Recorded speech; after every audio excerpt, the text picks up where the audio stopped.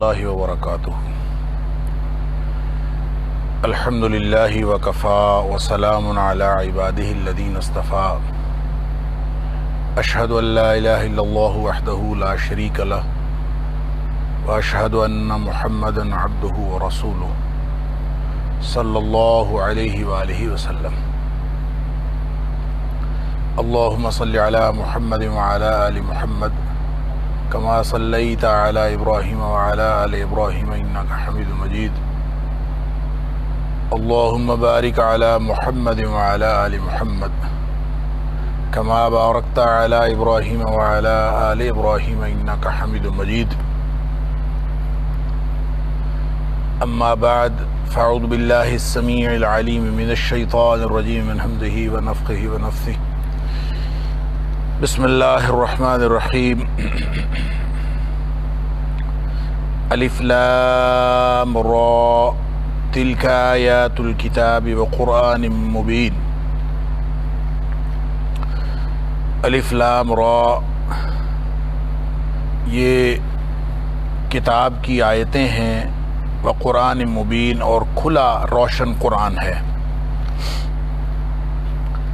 آیت نمبر 1 سورۃ الحجر سے آج کے سبق کا اللہ کی توفیق سے آغاز ہو رہا ہے، اور جیسا کہ آپ کو معلوم ہے کہ گزشتہ درس کے دوران اس کے آخر پہ سورۃ الحجر کے مضامین کا تعارف پیش کیا جا چکا، اور اس کے وجہ تسمیہ کے اوپر بھی گفتگو ہو چکی، اور اس کے مرکزی مضمون کے اوپر بھی گفتگو ہو چکی۔ تو آج اللہ کے فضل سے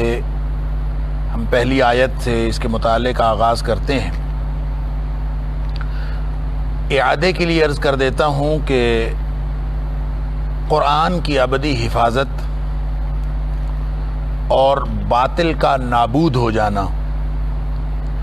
ایک فقرے میں اگر اس پوری صورت کے مضمون کو بیان کیا جائے تو یہی مضمون ہے۔ اگرچہ قرآن حکیم کے حوالے سے اور صاحب قرآن کے حوالے سے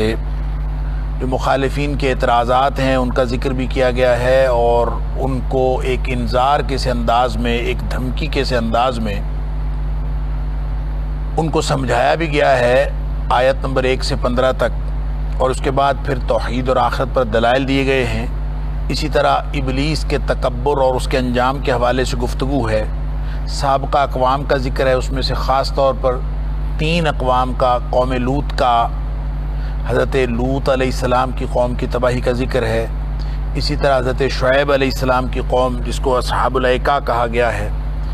ان کا ذکر ہے، اور اسی طرح مختصر سا ذکر قوم سمود کا بھی ہے۔ اسی مناسبت سے الحجر، چونکہ آیت نمبر 80 کے اندر وَلَقَدْ كَذَّبَ اصحاب الحجر المرسلین کا ذکر آیا ہے، اصحاب الحجر سے مراد قوم سمود ہے، اور ان کا تذکرہ بھی اس کے اندر موجود ہے۔ اسی طرح آیت نمبر 85 سے آن ورڈز یعنی آخر تک، آیت نمبر 99 تک نبی اکرم صلی اللہ علیہ وآلہ وسلم کو خطاب کیا گیا ہے، آپ کو تسلی دی گئی ہے، اور قیامت کا ذکر بھی اس میں ہے کہ کافروں کا انجام کیا ہونے والا ہے۔ یعنی نبی اکرم صلی اللہ علیہ وسلم اور اہل ایمان کو یہ تسلی دی جا رہی ہے کہ مشکل حالات کے باوجود کام کو جاری رکھیں، اور بالآخر کامیابی جو ہے وہ اللہ تعالیٰ آپ کو ہی عطا کرے گا۔ الف لام را یہ حروف مقطعات میں سے ہے، اور حروف مقطعات آپ لوگ جانتے ہیں، اس پہ گفتگو بڑی تفصیل کے ساتھ سورہ بقرہ کی ابتدا میں ہو چکی۔ الف لام میم پر جو ہم نے گفتگو کی تھی کہ یہ قرآن حکیم کی مختلف صورتوں کے شروع میں یہ جو الفاظ آئے ہیں ان کا مفہوم اللہ ہی جانتا ہے۔ یہ کہنا کہ ان کا کوئی مفہوم نہیں ہے یہ درست نہیں، اور یہ کہنا کہ متعین مفہوم یہ ہے یہ بھی درست نہیں۔ یہ متشابہات قرآنی میں سے ہیں کہ قرآن حکیم کی وہ آیات جن کو متشابہات قرآن نے خود کہا ہے سورہ آل عمران کے اندر کہ منہ آیات محکمات ہن ام الکتاب و اخر متشابہات، کہ کچھ آیات تو محکمات ہیں جو ہر شخص کی سمجھ میں آتی ہیں، اور کچھ آیات جو ہیں وہ متشابہات ہیں جن کے ایک سے زیادہ مفاہیم نکل سکتے ہیں، جن کا کوئی ایک مفہوم سب کی سمجھ میں آنے والا نہیں ہوتا۔ اس کے بارے میں اگرچہ صحابہ کرام سے مختلف اقوال منقول ہیں کہ الف لام میم کا کیا معنی ہے، الف لام را کا کیا معنی ہے، یاسین کا کیا معنی ہے، قاف کا کیا معنی ہے، مختلف لوگوں نے اس کے بارے میں مختلف اقوال ذکر کیے ہیں کہ اس کا مفہوم متعین کرنے کی کوشش کی ہے، لیکن یہ بات درست نہیں ہے۔ جب ہم قرآن حکیم کا حکم دیکھتے ہیں کہ فَأَمَّا الَّذِينَ فِي قُلُوبِهِمْ زَيْغٌ فَيَتَّبِعُونَ مَا تَشَابَهَ مِنْهُ ابْتِغَاءَ الْفِتْنَةِ وَابْتِغَاءَ تَأْوِيلِهِ، کہ جن کے دلوں میں ٹیڑھ اور کجی ہوتی ہے وہ متشابہات کا مفہوم متعین کرنے کی کوشش کرتے ہیں، لہٰذا اس کا مفہوم متعین کرنا درست نہیں ہے۔ اگرچہ آپ صرف محض مطالعے کے طور پر ان کا ذکر کر سکتے ہیں کہ بعض اقوال اس طرح سے منقول ہیں، تو چونکہ الف لام را یہ والا جو حروف مقطعات کی یہ جو ترکیب ہے یہ 6 صورتوں کے شروع میں آئی، یعنی سورہ یونس سے لے کر سورۃ الحجر تک یہ تمام صورتیں، یہ 6 صورتیں ہیں، اور ہر صورت کی شروع میں الف لام را ہے سوائے سورہ رعد کے، کہ سورہ رعد کی ابتدا میں الف لام میم را ہے۔ تو اس کے لیے جیسا کہ میں نے عرض کیا کہ بعض صحابہ کے اقوال موجود ہیں اور وہ کہتے ہیں کہ یہ ہر حرف جو ہے وہ کسی ایک لفظ، ایک کلمے کی نشاندہی کرتا ہے، اور الف لام میم کا معنی انہوں نے حضرت ابن عباس رضی اللہ تعالیٰ عنہ اور حضرت سعید بن جبیر غالباً ان کے اقوال کی روشنی میں انہوں نے کہا کہ الف لام میم کا معنی یہ ہے کہ ان اللہ اعلم، یہ اصل میں اللہ اپنے بارے میں ارشاد فرماتا ہے کہ میں ہی اس کا مفہوم جانتا ہوں۔ تو الف لام میم ان اللہ عالم ہے، اور اسی طرح الف لام را جو ہے اس کا معنی ہے ان اللہ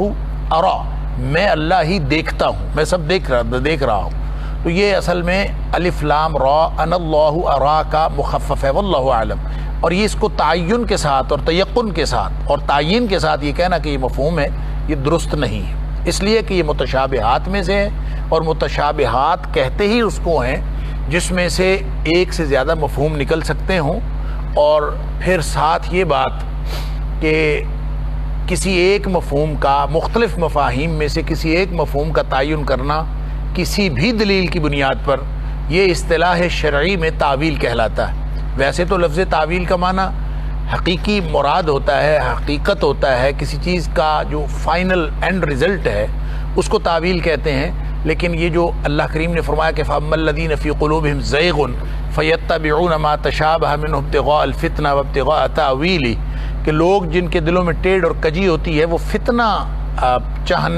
چاہتے ہوئے اور فتنہ چاہنے کے لیے اور فتنہ پھیلانے کے لیے اس کی تعویل کی بات کرتے ہیں، اور تعویل جو اصطلاح میں کہتے ہیں کہ 2 یا زیادہ مفاہیم میں سے کسی ایک مفہوم کا کسی دلیل کی بنیاد پر تعین کرنا، یہ تعویل کہلاتا ہے۔ تو متشابہات کی تعویل درست نہیں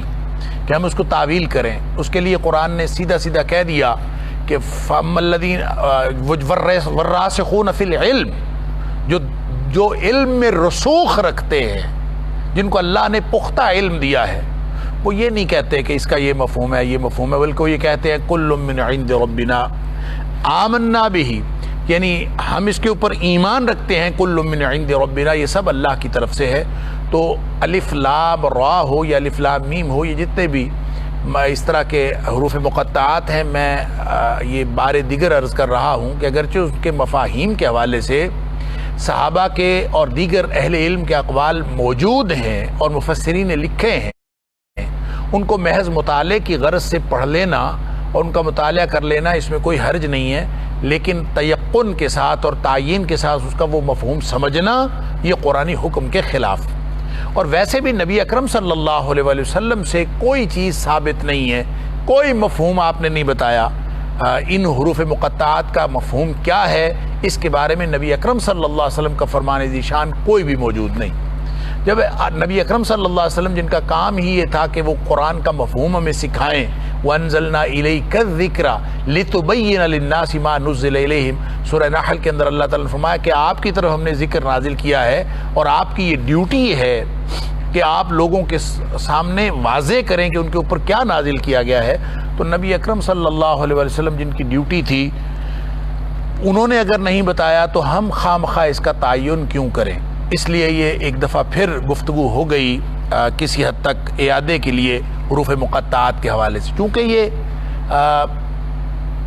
6 آیات میں یکے بعد دیگر الف لام را آیا ہے، اور سوائے سورہ رعد کے کہ اس میں ایک میم کا ایک حرف زائد ہے، الف لام میم را، اس لیے جیسے اللہ ارا کہا گیا، اسی طرح الف لام میم را کا معنی ان اللہ اعلم و ارا، اس کا یہ معنی کیا گیا، واللہ اعلم، ہو سکتا ہے یہ معنی ہو سکتا ہے نہ ہو، اس کا معنی یہی کرنا درست ہے کہ اللہ اعلم بمرادہ، اللہ ہی ان کے معنوں کو جانتا ہے۔ معنی تو ضرور ہے، یہ کہنا کہ ان کا معنی کوئی نہیں ہے، مفہوم کوئی نہیں ہے، یہ بات اس لیے درست نہیں ہے کہ اللہ سے کسی ایسے کلمے کا صدور ہونا، اللہ کی ذات سے کسی ایسے کلمے کا صادر ہونا اور کسی آیت کے حصے کا نازل ہونا جس کا کوئی مفہوم نہ ہو، مہمل ہو، بغیر مفہوم کے ہو، یہ اللہ کی شان کے خلاف ہے۔ کہ اللہ تعالیٰ جو اہل ایمان کے بارے میں یہ صفت بیان کرتا ہے کہ وَهُمْ عَنِ اللَّغْوِ مُعْرِضُونَ، کہ وہ لغو باتوں سے، فضول باتوں سے پرہیز کرتے ہیں، تو کیسے ممکن ہے کہ اللہ کی ذات سے کسی ایسے کلمے کا صدور ہو جو مفہوم نہ رکھتا ہو؟ تو مفہوم بہرحال اس کا ہے اللہ اعلم بمرادہ، اللہ ہی جانتا ہے۔ بالکل ایسے ہی اس کا کوئی معنی نہیں کرنا چاہیے جس طرح نبی اکرم صلی اللہ علیہ وسلم نے کوئی معنی نہیں کیا۔ البتہ ایک بات جو حروف مقطعات کے پڑھتے ہوئے ذہن میں آ جائے اور اس کے ایک تصور واضح ہو جائے تو کوئی حرج نہیں ہے، جو شروع میں میں نے عرض کیا تھا، اعادے کے لیے ایک دفعہ پھر عرض کر دیتا ہوں کہ یہ حروف دراصل عربوں کو اور اس وقت کے جو اولین مخاطبین ہیں ان کو اور رہتی دنیا تک کے لوگوں کو چیلنج ہے قرآن کا، کہ انہی حروف سے مل کر یہ قرآن بنا ہے، وہ الف ہو، وہ لام ہو، وہ میم ہو، وہ را ہو، وہ صاد ہو، وہ قاف ہو، وہ یاسین ہو، وہ یا ہو، یا سین ہو، انہی حروف سے مل کر یہ قرآن بنا ہے۔ یہ چیلنج ہے کہ تم بھی اس طرح ان حروف کو جوڑ کر کوئی قرآن بنا کے لا سکتے ہو تو لے آؤ۔ جیسے 3 مختلف مقامات پر قرآن نے چیلنج دیا کہ اس جیسا قرآن اگر بنا کے لا سکتے ہو تو لاؤ، 10 صورتیں لا سکتے ہو تو لاؤ، کوئی ایک صورت ہی لے آؤ، نہیں لا سکتے۔ تو یہ گویا ایک چیلنج کا انداز ہے۔ اگر یہ چیلنج ہو تو پھر ان 29 صورتوں کے شروع میں جہاں کہیں اگر یہ چیلنج ہے، اگر اس کا مفہوم یہ ہے کہ یہ قرآن نے جس طرح واضح الفاظ میں فرمایا کہ اس طرح کا قرآن بنا کے لاؤ، تو یہ ان حروف کا سے ابتدا کرنا دراصل اسی چیلنج کا ایک انداز ہے۔ اگر یہ ہو تو پھر اس کا اظہار یوں ہونا چاہیے کہ جہاں کہیں حروف مقطعات آئے ہیں 29 صورتوں کی ابتدا میں، اس کے فوراً بعد قرآن کی عظمت شان کا ذکر ہونا چاہیے۔ لہٰذا ہم دیکھتے ہیں کہ 29 کی 29 صورتوں میں قرآن کی عظمت شان کا ذکر ہے۔ اس کے بعد آنے والی اسی آیت میں یا اس کے بعد آنے والی آیت میں کسی نہ کسی طور پر قرآن کا ذکر ہے، تو اس کا مطلب یہ ہے کہ یہ ایک تصور ہم ذہن میں رکھ سکتے ہیں کہ مفہوم تو اس کا اللہ ہی جانتا ہے کہ کیا ہے، لیکن بہرحال یہ اولین مخاطبین عرب جو اپنے آپ کو صاحب زبان کہتے تھے، ان کو بھی یہ چیلنج کیا گیا ہے، اور رہتی دنیا تک قیامت تک کے لیے یہ چیلنج کی صورت میں یہ موجود ہے۔ الف لام را تلک آیات الکتاب وقرآن مبین، وہی انداز، یہ اللہ کی کتاب کی آیتیں ہیں۔ الکتاب سے مراد جن سے کتاب ہے، جو بھی اللہ نے نازل کیا وہ الکتاب ہے۔ تورات نازل کی الکتاب ہے، انجیل نازل کی الکتاب ہے، زبور نازل کی، صحائف نازل کی، سب الکتاب ہے۔ وقرآن مبین، اور یہ جو قرآن ہے، جو روشن قرآن ہے، یہ اس الکتاب کا آخری اور فائنل ورژن ہے جو اللہ کریم نے نازل فرمایا، جو کچھ نازل فرمایا اس کا آخری جو صورت ہو سکتی ہے، فائنل صورت ہو سکتی ہے، فائنل ورژن ہو سکتا ہے، وہ اللہ کا قرآن ہے۔ اور یہ قرآن الکتاب کے بدل کے طور پر یہاں پہ آیا تو اس کا معنی یہ ہوا کہ اب قیامت تک کے لیے پڑھی جانے والی الکتاب یہی قرآن ہے، اب اس کے علاوہ اور کوئی کتاب نہیں۔ مبین یہ روشن کر دینے والا ہے، یہ کھول کے بیان کر دینے والا ہے، لہذا قرآن نے ہر چیز جو ہے وہ کھول کے بیان کر دی۔ تلک آیات الکتاب و قرآن مبین، یوں قرآن حکیم کی عظمت اور شان بیان کی گئی ہے۔ الف لام را کے فوراً بعد ربما یود الذین کفروا لو کانوا مسلمین۔ اللہ اکبر، بہت دفعہ ایسا ہوگا یا کبھی کبھار ایسا ہوگا کہ یود الذین، کبھی نہ کبھی تو ایسا ہوگا، ربما کبھی نہ کبھی تو ایسا ہوگا۔ اللہ اکبر، یود الذین کفروا، کافر یہ چاہیں گے، لو کانوا مسلمین، کہ کاش کہ وہ مسلمان ہوتے، یعنی ایسا ہوگا بکثرت یا کبھی کبھار۔ یہ معنوں کا تضاد اس لیے ہے کہ ربما اصل میں ربا سے ہے۔ ربا ایک ایسا کلمہ ہے جس کو حروف جار میں شمار کیا جاتا ہے۔ جب یہ مدارس کے اندر اور جو عربی کے اساتذہ ہیں وہ یاد کرواتے ہیں بچوں کو یہ جتنے حروف جارہ ہیں جو اسم کے ساتھ آتے ہیں اور اس کو جر دیتے ہیں، اس کو زیر دیتے ہیں، حروف جارہ میں سے ربا بھی ہے۔ باؤ تاؤ کاف لام واؤ منزو مزخلا ربا ہاشا من عدا فی عن علا حتی الا، اس میں ربا بھی ہے۔ اب ربا اصل میں اسم پر آئے تو اس کو جار دیتا ہے، لیکن یہ بعض اوقات فعل کے ساتھ بھی آتا ہے۔ جب یہ فعل کے ساتھ آتا ہے تو اس کے ساتھ ما کا اضافہ ہو جاتا ہے، لہذا پھر ربا ما ہوتا ہے یا روبا ما ہو جاتا ہے۔ لہذا یہ ربا استعمال ہو یا ربا ما استعمال ہو یا ربا ما استعمال ہو، اس کا معنی ایک ہی ہے، لیکن اس کے اندر معنی کے دو پہلو ہیں۔ ایک اس کا معنی ہے کہ یہ تکثیر کے لیے ہے، کثرت کے لیے، کہ اکثر اوقات ایسا ہوتا رہے گا، اور یہ اس کا معنی یہ ہے کہ یہ تقلیل کے لیے ہے، کبھی پر کے لیے، کہ بہت ایسا ہوگا۔ یہ دونوں معنوں میں، تو یہ دونوں معنوں میں ہی استعمال ہوتا ہے۔ البتہ یہ تقلیل کے لیے استعمال ہوا ہے کبھی کبھار کے لیے، یا یہ تکثیر کے لیے استعمال ہوا ہے بہت زیادہ مرتبہ ہونے کے لیے، یہ اس کا تعلق اس مقام سے ہے جہاں یہ استعمال ہو رہا ہے، وہاں سے آپ کسی قرینے سے اندازہ کریں گے کہ اس سے مراد بکثرت ہے یا بقلیل ہے۔ دونوں میں سے کوئی معنی بھی ہو سکتا ہے، قلت کے معنوں میں بھی ہے، کثرت کے معنوں میں بھی ہے۔ اب یہ اہل لغت نے یہ بھی کہا ہے کہ ربما یا ربما جو ہے یہ کثرت اور قلت نہیں، بلکہ کثرت اور قلت کا پتہ تو قرائن سے ہی چلتا ہے کہ یہاں اس سے کثرت مراد ہے، اس سے مطلقاً جو ہے وہ ایک عمل کا اظہار ہوتا ہے کہ کوئی عمل اس طرح سے ہوتا رہے گا۔ اصل میں اگر اس کو ربا کی اس روٹ کو دیکھیں کہ یہ لفظ آیا کہاں سے، تو کہتے ہیں کہ یہ ربا سے ہے، اور ربا وہی ہے جو ربا یربی سے، جس کا معنی تربیت کرنا ہے، اور کہتے ہیں کہ عرب جو ہیں وہ تربیت کے معنوں میں ہی اس کو استعمال کرتے تھے۔ بادلوں کے لیے جب بارش ہوتی ہے زیادہ تو بادلوں کے لیے استعمال کرتے ہیں کہ ربت السحاب، کہ یہ جو بادل ہیں انہوں نے گویا نشو و نما جاری رکھی۔ تربیت نشو و نما ہوتا ہے، انشاء الشیء حالا فحالا الی حد التمام، ربا یربی کا ترجمہ کیا جاتا ہے، کسی چیز کو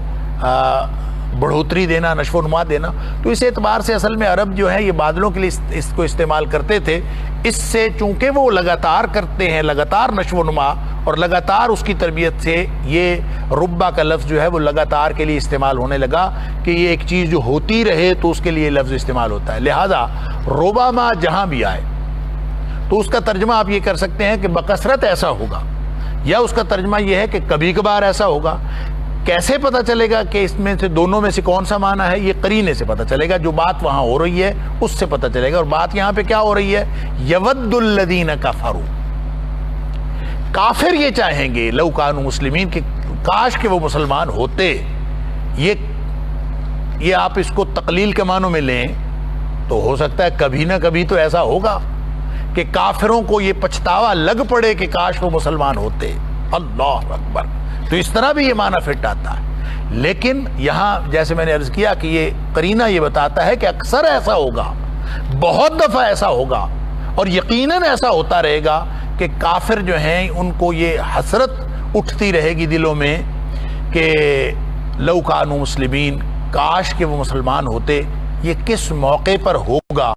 یہ کس موقع پر ہوا، اس کے لیے مختلف مواقع جو ہیں، ایک تو ہو سکتا ہے موت کے وقت ہو، جب موت آنی ہے تو موت کے فوراً بعد ساری حقیقت منکشف ہو جائے گی، سچ جھوٹ کا پتہ چل جائے گا موت کے فوراً۔ یہ ہم کہتے ہیں آنکھیں بند کر گیا، اصل میں آنکھیں کھلتی اس وقت ہیں جب انسان اس دنیا سے آنکھیں بند کرتا ہے، اس کے اوپر پورے حقائق منکشف ہو جاتے ہیں، اس کو معلوم ہو جاتا ہے کیا سچ ہے اور کیا جھوٹ ہے۔ تو اس موقع پر بھی کافر یہ تمنا کریں گے کہ لو کانوا مسلمین، کاش کہ وہ مسلمان ہوتے۔ اسی طرح اس کا معنی یہ بھی ہو سکتا ہے کہ یہ حشر کے میدان میں ہو، اور حشر کے میدان میں جب کافر کو اپنا انجام نظر آ رہا ہوگا تو اس وقت وہ یہ حسرت کرے لو کانوا مسلمین، کاش کہ ہم مسلمان ہوتے، یہ اس موقع پر بھی ہو سکتا ہے۔ اور جیسا کہ سورہ نبا کے اندر، سورہ نبا کی آخری آیت میں اللہ تعالیٰ نے فرمایا کہ کافر کہے گا وَيَقُولُ الْكَافِرُ يَا لَيْتَنِي كُنْتُ تُرَابًا، وہ حسرت کرے گا جب اس کو پتہ چلے جائے گا، اپنا انجام نظر آ رہا ہوگا تو وہ کہے گا کہ اے کاش میں مٹی ہو جاتا، میں مر کے مٹی ہو جاتا، خاک میں مل جاتا، دوبارہ میں اٹھایا نہ جاتا۔ وہ یہ اس بات کی حسرت کرے گا۔ یا پھر وہ کہے گا کہ یا لیتہا کانت القاضیہ، کہ جیسے سورۃ الحاقہ کے اندر فرمایا کہ وہ کہے گا کہ کاش یہ جو موت آئی تھی میرا فیصلہ کر دیتی، دوبارہ میں نہ اٹھایا جاتا۔ تو یہ مختلف مقامات ہیں، اس کا مطلب بکثرت حسرت کی بات ہے۔ پھر دنیا میں بھی آپ دیکھ لیں کہ دنیا میں بھی ایسے مواقع آ سکتے ہیں کہ وہ کفار کو جو ہے وہ حسرت ہو۔ حضرت ابن مسعود رضی اللہ تعالیٰ عنہ کا قول ہے، حضرت عبداللہ بن مسعود رضی اللہ تعالیٰ عنہ کا، کہ اس سے مراد بدر کا واقعہ ہے کہ بدر میں جب کافروں کے بڑے بڑے سردار جو ہیں وہ تہ تیغ ہوئے تو اس موقع پر بھی بہت سارے لوگوں کو یہ حسرت ہوئی کہ کاش کوئی مسلمان ہوتے اور آج اس ذلت اور رسوائی سے بچ جاتے۔ تو یہ چونکہ مکی صورت ہے تو گویا اس اعتبار سے اس کا تعلق بھی ایک پیشین گوئی کے ساتھ ہوگا، ایک بعد میں پیش آمدہ واقعے کے ساتھ ہوگا۔ بات موت کے وقت کی ہو، بات حشر کے وقت کی ہو، یا کسی بھی وقت کی بات ہو، اس میں یہ بات یہ شامل ہے، یہ معاملہ کہ ہو سکتا ہے کہ یہ موقع بکثرت آتا رہے گا، ہمیشہ یہ ہوتا رہے گا۔ اب دیکھیں اس کو غزوہ بدر کے اوپر بھی منطبق کر سکتے ہیں۔ اسی طرح جو سب سے بڑی بات ہے جو وہ یہ کہ فتح مکہ اس سے مراد ہو سکتا ہے۔ فتح مکہ کے موقع پر جو کافروں کی حسرتیں تھیں، اللہ اکبر، وہ تو بالکل اس کا عین نمونہ تھا کہ لو کانوا مسلمین، کاش وہ مسلمان ہوتے، اللہ اکبر۔ کہتے ہیں کہ جس وقت نبی اکرم صلی اللہ علیہ وسلم فتح مکہ کے موقع پر اپنی خفیہ پالیسی قریب آ کے محاصرہ کر لیا اور 10,000 کا لشکر تھا مسلمانوں کا، تو نبی اکرم صلی اللہ علیہ وسلم نے سب سے کہا کہ بالکل پھیل جاؤ اور رات کو ایک جگہ پہ خیمے نہیں لگانے بلکہ دور دور خیمے لگانے۔ اب 10,000 کا لشکر ہو اور دور دور خیمے لگے ہوئے ہوں، اور ہر خیمے والے کو کہا کہ تم اپنے خیمے سے آگ جلاؤ۔ اب ہر جگہ پہ آگ جل رہی ہے، تو جب کافروں نے دیکھا، مکے کے کافروں نے، تو حیران ہو گئے، اللہ اکبر، اتنا بڑا لشکر کہ یہ کہاں سے آ گیا، بالکل مغلوب ہو گئے، مرعوب ہو گئے۔ اور اس موقع پر کہتے ہیں کہ ابو سفیان جو اس وقت تک کبھی مسلمان نہیں ہوئے تھے، تو ابو سفیان حضرت عباس جو نبی اکرم صلی اللہ علیہ وسلم کے چچا تھے، ان کے ذریعے سے نبی اکرم صلی اللہ علیہ وسلم کی خدمت میں پیش کیے گئے۔ تو اس وقت تک کبھی مسلمان نہیں ہوئے تھے۔ اس وقت نبی کریم صلی اللہ علیہ وسلم نے سوال کیا تھا ابو سفیان سے کہ بتاؤ اب اللہ کے علاوہ کوئی اور معبود ہے؟ یعنی اس وقت اس کی جو مرعوبیت اور مغلوبیت کی حالت تھی کہ ہم تو پھنس گئے ہیں۔ تو اس موقع پر ابو سفیان نے یہ کہا تھا کہ اگر اللہ کے سوا کوئی اور معبود ہوتا تو آج وہ ہمارے کام ضرور آتا۔ گویا مسلمان ہونے سے پہلے ہی انہوں نے یہ یعنی اس کی طرف سے یہ حسرت کی بھرا کلمہ بولا گیا کہ اگر کوئی اور ہوتا تو آج ہمارے کام ضرور آتا۔ گویا یود الذین کفروا لو کانوا مسلمین، کافر یہ حسرت کریں گے کہ کاش وہ مسلمان ہوتے۔ پھر نبی اکرم صلی اللہ علیہ وسلم، آپ فتح مکہ کا وہ منظر بھی دیکھ لیجئے، جب نبی اکرم صلی اللہ علیہ وسلم کعبۃ اللہ میں کھڑے ہیں اور آپ نے کعبہ کے دروازے میں کھڑے ہو کے پوچھا بتاؤ میں تمہارے ساتھ کیا سلوک کرنے والا ہوں۔ اللہ اکبر، تو اس وقت وہ سارے بڑے بڑے سردار جو سامنے کھڑے تھے، ہر ایک نے نبی اکرم صلی اللہ علیہ وآلہ وسلم سے استدعا کے انداز میں، ایک گویا درخواست کے انداز میں کہا کہ آپ تو کریم ابن کریم ہیں، آپ سے ہمیں اچھی ہی توقع ہے۔ تو گویا اس وقت بھی ان کی جو حسرتیں ہیں وہ اس آیت کے مصداق وہ ایک حسرت بھرا منظرنامہ پیش کر رہی ہیں کہ لو کانوا مسلمین، کہ کاش کہ وہ آج مسلمان ہوتے اور اس ذلت و خواری میں نہ جاتے۔ یہ بھی اس سے معنی ہو سکتا ہے، لیکن جو سب سے واضح مفہوم ہے کہ یہ کب کہیں گے، یہ ربع ماہ سے ایک بات تو ثابت ہو گئی کہ یہ بکثرت کے لیے ہے، دنیا میں بھی ایسے مواقع آتے رہیں گے کہ وہ حسرتیں کریں گے۔ اور یہ صرف کفار مکہ کی بات نہیں ہے، یہ دنیا کے کونے کونے میں بسنے والے ہر کافر کی بات ہے کہ جب کبھی مسلمانوں کو اللہ تعالیٰ کوئی فتح دیتا ہے یا مسلمانوں کے ہاتھوں کافروں کو شکست ہوتی ہے اور وہ ذلت و خواری کا سامنا ان کو کرنا پڑتا ہے، تو وہ ہمیشہ یہ حسرت کرتے رہیں گے اور کرتے آئے ہیں کہ لو کانوا مسلمین، کاش کہ وہ مسلمان ہوتے، اور اللہ تعالیٰ وقتاً فوقتاً یہ موقع دکھاتا رہتا۔ لیکن جو سب سے زیادہ اس کا بالتیقن جو مفہوم اس کا بیان ہوا ہے وہ جہنم کا منظرنامہ ہے۔ حدیث کے اندر آتا ہے، طبرانی کے اندر یہ حدیث موجود ہے، حضرت جابر بن عبداللہ رضی اللہ تعالیٰ عنہ فرماتے ہیں کہ نبی اکرم صلی اللہ علیہ وسلم نے فرمایا، اور اس موقع پر آپ نے یہی والی آیت تلاوت فرمائی۔ آپ نے فرمایا کہ ایسے اصل میں ہوگا کہ میری امت کے کچھ لوگ ایسے ہوں گے، ان ناسا من امتی، میری امت میں سے کچھ لوگ ایسے ہوں گے جو یعذبون بذنوبہم، جن کو ان کے گناہوں کے سبب جہنم کے اندر عذاب دیا جا رہا ہوگا۔ اب ظاہر ہے کہ جو وہ مسلمان، وہ مومن جو بڑے بڑے گناہوں کا ارتکاب کرتے رہے اور توبہ کیے بغیر مر گئے، ظاہر ہے ان کو ان کے بڑے بڑے گناہوں کی، کبیرہ گناہوں کی سزا تو ملے گی۔ تو غالباً یہ حدیث اسی بارے میں ہے کہ نبی کریم صلی اللہ علیہ وسلم فرماتے ہیں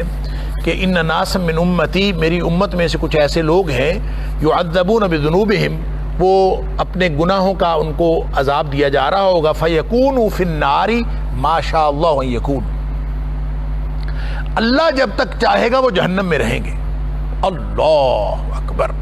لیکن جب وہ جہنم میں ہوں گے تو مشرکین ان کو عار دلائیں گے، مشرکین اہل ایمان کو کہیں گے تمہارے ایمان کا کیا فائدہ ہوا، یعنی تم لوگ دنیا میں ہماری مخالفت کرتے رہے اور اپنے آپ کو مومن کہتے رہے، آج تمہیں کیا فائدہ ہوا اس ایمان کا، جہنم میں ہم ہیں اور جہنم میں تم جل رہے ہو، تمہیں تمہارے ایمان کا کوئی فائدہ نہ ہوا۔ نبی اکرم صلی اللہ علیہ وسلم فرماتے ہیں کہ ثم یعیرہم اہل الشرک، جو شرک والے لوگ ہوں گے وہ ان کو عار دلائیں گے اہل ایمان کو، اور ان کو کہیں گے فیقولون کہ ما نری ما کنتم تخالفون فیہ من تصدیقکم و ایمانکم نفعکم، ہم نہیں دیکھتے کہ تم جو تصدیق کرتے تھے نبیوں کی، تم جو ایمان رکھتے تھے نبی کریم صلی اللہ علیہ وسلم کے اوپر اور دیگر انبیاء کے اوپر اور اللہ کے قرآن کے اوپر اور جو ان تمام باتوں کے اوپر جو نبیوں نے بتائی، تمہاری تصدیق اور تمہارے ایمان نے کوئی فائدہ نہیں دیا، ہم نے نہیں دیکھا کہ کوئی فائدہ تمہیں ہوا ہو۔ اللہ اکبر۔ یہ عار دلائیں گے مشرک جہنم میں اہل ایمان کو۔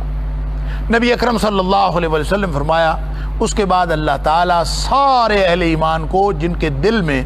کسی کے دل میں رائی کے دانے کے برابر بھی ایمان ہوگا، اللہ تعالیٰ ان سب کو جہنم سے نکال کر جنت میں ڈال دے۔ سبحان اللہ۔ فلا یبقى موحد الا اخرجہ اللہ، ایک بھی توحید والا اب جتنا مرضی بڑا گناہ گار ہو وہ جہنم میں باقی نہیں رہے گا، اللہ تعالیٰ سب کو نکال۔ یہ وہ موقع ہے کہ نبی اکرم صلی اللہ علیہ وسلم فرمایا، آپ نے یہ آیت تلاوت فرمائی، ربما یود الذین کفروا لو کانوا مسلمین، اس وقت جو جہنم میں جلنے والے مشرک اور فاسق اور جو منافق ہوں گے اور کافر ہوں گے، وہ اس وقت یہ حسرت کریں گے کہ کاش وہ مسلمان ہوتے۔ یہ بھی ایک اس کا معنی ہے، واللہ اعلم۔ یہ یہاں پہ اب اگر اس کے آیت سورت کے شان نزول اور اس کے سیاق و سباق کو دیکھیں تو پھر آپ دیکھیں اس فقرے کی گہرائی کیا ہے۔ یعنی صورت نازل ہو رہی ہے مکی دور کے آخر پہ، اس پہ بات ہو چکی پچھلے درس کے اندر۔ مکی دور کے آخر پہ صورت نازل ہو رہی ہے، کفار مکہ کا ظلم و ستم عروج پر ہے، اور نبی اکرم صلی اللہ علیہ وسلم اور اہل ایمان کی ابتلا عروج پر ہے، اور اس ماحول میں ایک دھمکی کے انداز میں ان کو بتایا جا رہا ہے، کافروں کو اور کافر سرداروں کو، کہ آج اگر تمہارا ظلم کے اوپر ہاتھ اٹھا ہوا ہے اور تم اپنی قوت اور طاقت کو